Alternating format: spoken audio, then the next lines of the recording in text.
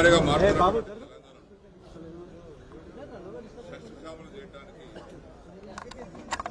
అధికారులు వచ్చిన వెంటనే చెప్పిన మాట చెప్పినట్టుగా మన పార్టీ అధ్యక్షుడు అప్పటి ముఖ్యమంత్రి గారు లక్షలాది ఎకరాలకు లక్షలాది మంది రైతులకు సాగునీరు అందించి కరువును పారదోలటానికి నిర్మించినటువంటి ప్రాజెక్టు కాళేశ్వరం ప్రాజెక్టు.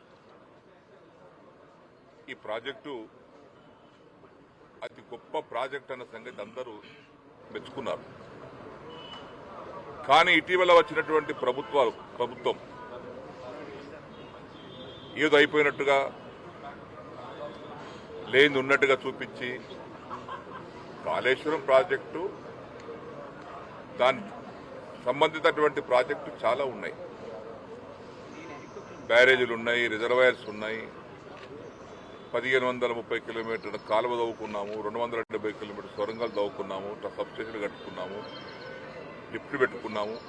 ప్రపంచంలోనే అతి గొప్ప lift irrigation project Kaleshwaram project.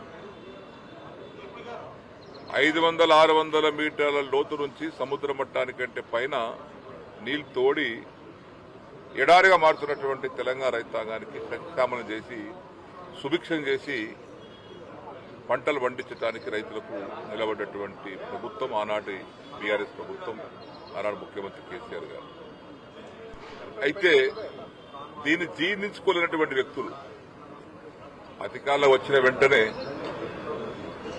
మీరు కూడా ఇంకా మిగిలిపోయినటువంటి పనులను పూర్తి చేసి, ఎట్లయితే మేము బీఆర్ఎస్ పార్టీ టీఆర్ఎస్ పార్టీ ఆనాడు కొత్తగా వచ్చినప్పుడు అసంపూర్తిగా ఉన్నటువంటి కల్వకుర్తి, భీమా, నెట్టంపాడు, కోయిలసాగర్ పనులన్నీ పూర్తి చేసి వలసపోతున్నటువంటి మహబూబ్నగర్ జిల్లా ప్రజలను తిరిగి తీసుకొచ్చి లక్షలాది ఎకరాలకు నీళ్లందించి ప్రాజెక్టు పూర్తి చేశాం. మీకు రైతుల పట్ల ఏమాత్రం ప్రేమ ఉన్నా అసంపూర్తిగా ఉన్నటువంటి పనులు పూర్తి చేయడం ఒకటి నిరంతర ప్రక్రియ. ఇది ఒక ప్రభుత్వంతో ఒక ప్రభుత్వం వస్తుంది. కానీ దాన్ని దృష్టిలో పెట్టుకుని అది పక్కన పెట్టి బ్యారేజ్, మేడిగడ్డ బ్యారేజ్ ఏమైందండి?